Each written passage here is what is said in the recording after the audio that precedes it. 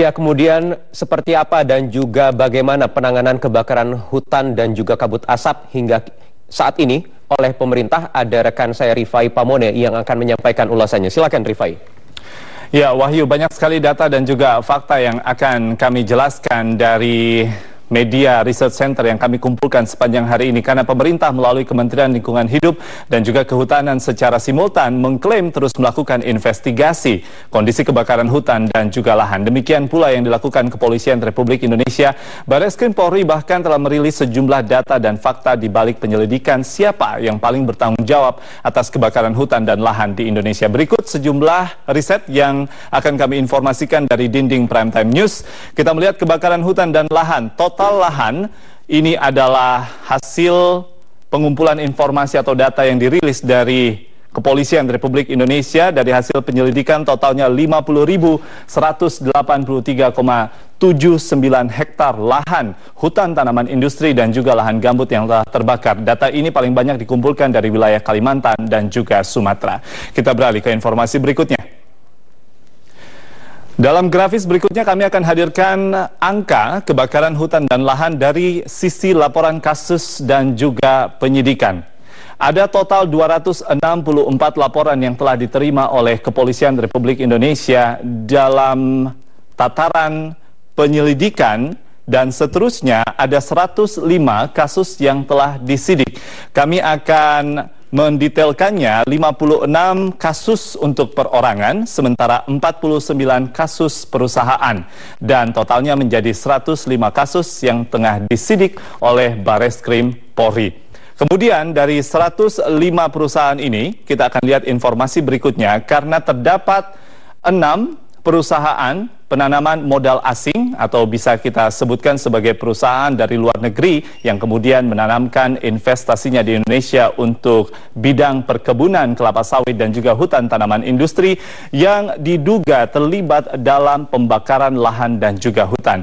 Ada 6 di sini dan kami hadirkan dengan inisial beberapa perusahaan, namun yang menjadi menarik adalah ditangani oleh sejumlah polda termasuk di Kalimantan Tengah, Kalimantan Barat, Sumatera Selatan, Polda Kalimantan Selatan, dan untuk Kepolisian Daerah Riau bahkan menangani 2 perusahaan asing untuk dilihat apakah atau sejauh mana keterlibatannya dalam pembakaran hutan dan juga lahan.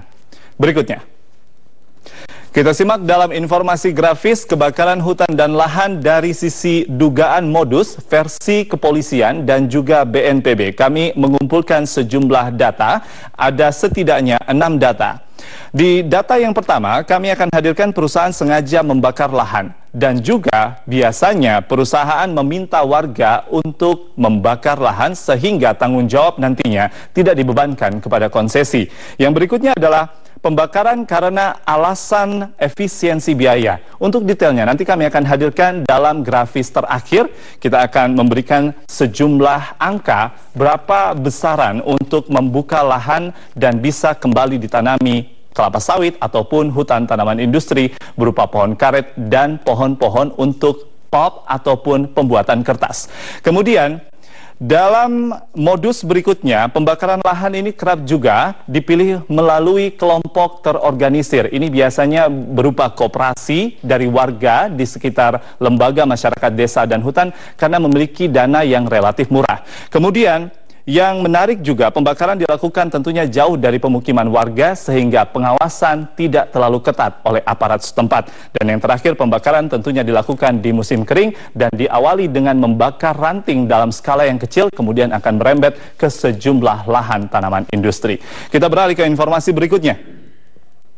Dari informasi yang akan kami hadirkan ini adalah terkait izin pembakaran lahan berdasarkan peraturan dari gubernur. Kami mengambilkan contoh di pemerintah Provinsi Kalimantan Tengah Palangkaraya di Pergub Kalteng 15 tahun 2010 dalam pasal 1 ayat 1 pembakaran lahan harus seizin bupati dan juga wali kota yang mendelegasikan ke beberapa tingkatan, yaitu kecamatan, kelurahan, bahkan ke tingkat ketua RT. Dari luasan lahan bisa terlihat 2 hingga 5 hektar harus memiliki izin dari camat, kemudian 1 hingga 2 hektar dari lurah, dan terakhir terakhir, kurang dari 1 hektar, Ketua RT bisa mendelegasikan izin tersebut. Ini cukup ironis. Dan inilah yang menjadi regulasi yang akan kemudian dievaluasi oleh pemerintah agar tidak ada lagi izin konsesi untuk membuka lahan. Kemudian kita lihat informasi terakhir berupa tanggapan-tanggapan dari 2 tokoh yang kami hadirkan. Yang pertama adalah dari Joko Supriyono yang merupakan Ketua GAPKI atau Ketua Gabungan Pengusaha Kelapa Sawit Indonesia, yang menyebutkan bahwa kerugian terbesar kami yang dialami hingga sejauh ini adalah tuduhan sebagai penyebab kebakaran. Ini tentunya terkait dengan beberapa modus yang sudah kami sebutkan tadi, namun ini masih dalam tahap penyidikan. Apabila nanti terbukti secara pidana, maka hukuman tertinggi atau terberat bagi para perusahaan ataupun perorangan yang masuk dalam tataran pembakaran hutan secara sengaja bisa dipenjara selama 10 tahun. Kemudian, di pernyataan berikutnya, ini yang terkait dengan efisiensi biaya yang saya sebutkan dalam modus tadi, ditambahkan oleh Sutopo, Kepala Pusat Data Informasi dari Badan Nasional Penanggulangan Bencana. Ini juga diambil dari penyelidikan yang telah dilakukan oleh tim investigasi dari Kepolisian Republik Indonesia, bahwa biaya pembukaan lahan dengan cara dibakar